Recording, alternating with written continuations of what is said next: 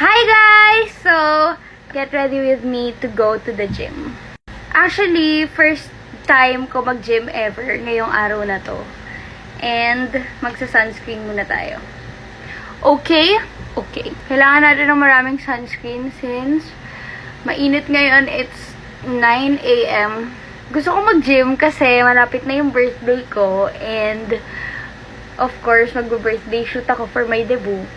So, gusto ko pa ang aking birthday shoot. Kaya, for the gym na ang person. Actually, super light makeup lang tayo ngayon. Like, parang wala lang tayong suot. Para lang fresh tayo sa gym. Kasi, diba, pag nag-workout tayo, parang, alam mo yan, it's giving fresh, natural, ganon. Concealer na tayo and I'm blending it with my beauty blender para super lightweight lang siya and sobrang nipis lang. Kasi nga, hindi tayo magpo-full face makeup sa gym, girl.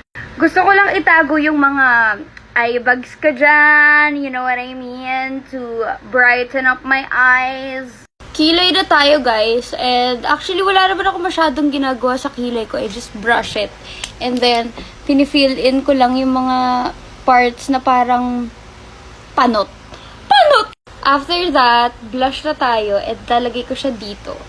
In the middle of my cheeks and nose para kinikilig ako. Alam mo yun, pag nag-workout ka, tapos namumula ka na, yung parang, I'm so tired. Huy!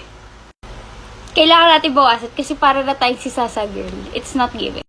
Kailangan natin yung ganyang blush lang. Okay? So, yung parang pag pinapagpawisan ka na, pero mapura pa rin yung cheeks mo. Like, after cream blush, powder na tayo. Dito lang sa aking T-zone. Kasi ayokong mag-cake yan mamaya, you know. Curl the lashes. Super light lang na mascara para visible pa rin yung lashes. Cream highlighter para kumikinang ka sa gym, girl. Para ikaw ang bida. For the main character ka dun. Yung pawis mo para akala nila, oh my God, ang ganda niya naman pagpawisan. Pero yung totoo, it's a highlight, sis. Lip balm. Syempre, dapat hydrated ang ating lips. And super konting lipstick. As in, blend nyo lang with fingers. Para lang may color yung labi nyo. Hindi kayo maputla. So, eto na ang ating finished look. Nagbisa rin ako to gym clothes.